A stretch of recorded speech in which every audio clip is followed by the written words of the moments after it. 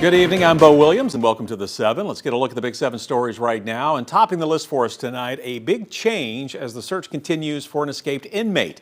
Hancock County schools announcing in the last hour that schools will stay closed tomorrow with that search still going on in their area. Now, the district posted on social media that students will take part in a remote learning day and assignments will be sent out. Schools were on lockdown today because of the search. Meanwhile, the man at the center of this, Joshua Metcalf, now added to the state's most wanted list. The Tennessee Bureau of Investigation putting out a most wanted alert for Metcalf.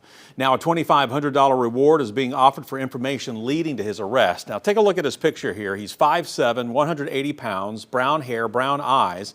Call 1-800-TBI-FIND if you have any information that can help authorities. Our Big 7 list continues with wildfire still a threat around East Tennessee. The Great Smoky Mountains National Park is responding to a second wildfire which cropped up on parkland. Now, this is the Fox Gap fire seen on this map. It is burning in the 20-mile area just across the state line in Swain County, North Carolina. Now, its current size is not known. Crews are working to try to find out how many acres are currently affected. The national park adds some nearby trails and campsites are closed. Meanwhile, we are continuing to monitor the Rabbit Creek fire, which is burning in Blount County. And at last update this afternoon, the fire was still less than 50 acres in size and 50% contained. This fire is also prompting some nearby closures. We're told the cause of both wildfires remain under investigation tonight. The national park notes that smoke may be visible from surrounding areas as crews work to tackle those flames. Thank you. Our next Big 7 story takes us to Hancock County tonight. The Rio Heritage Center making progress to open as a museum after repairs to damage from Hurricane Helene. The Culture and Preservation Society of Del Rio, which oversees the building, shares this is all thanks to grants that led to the major progress.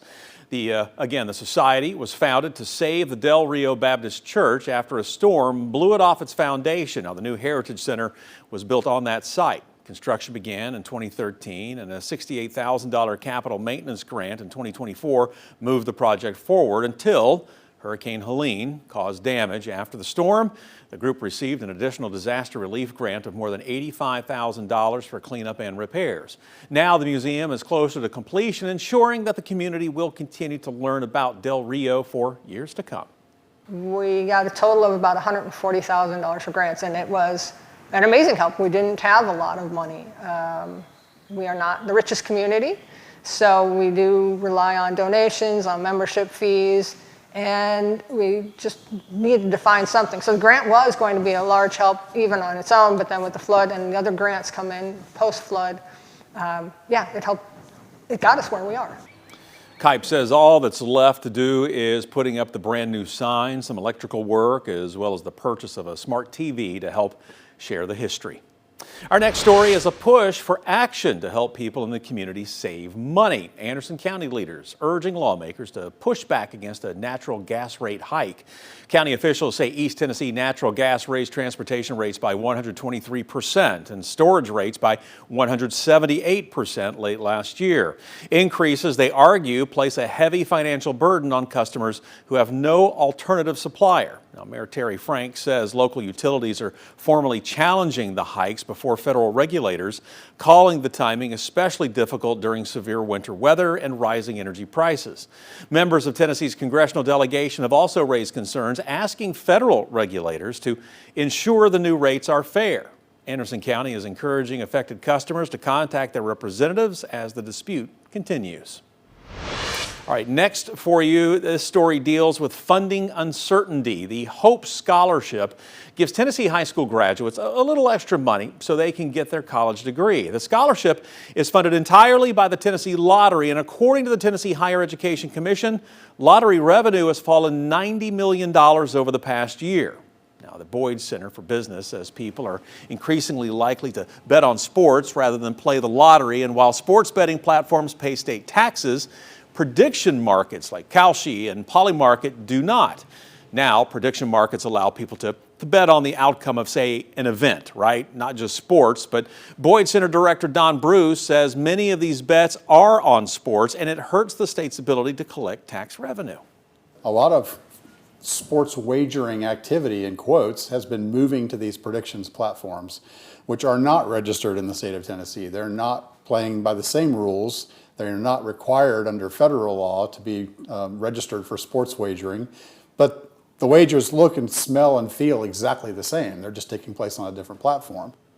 Bruce says the state should diversify how it funds the Hope Scholarship, saying most scholarship recipients earn their degree, and each degree is worth around $500,000 to $1.5 million.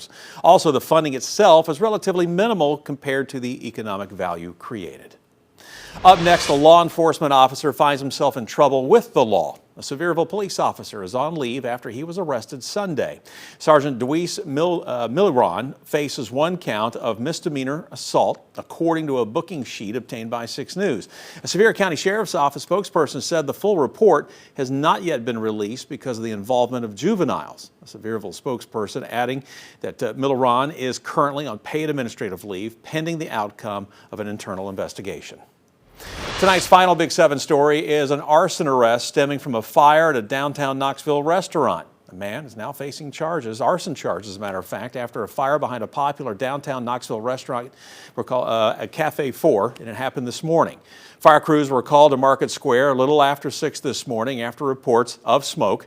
When crews arrived, they found a small fire in a back room of the building, but thanks to the sprinkler system, that fire was quickly contained with just minor damage. Investigators say the fire was intentionally set.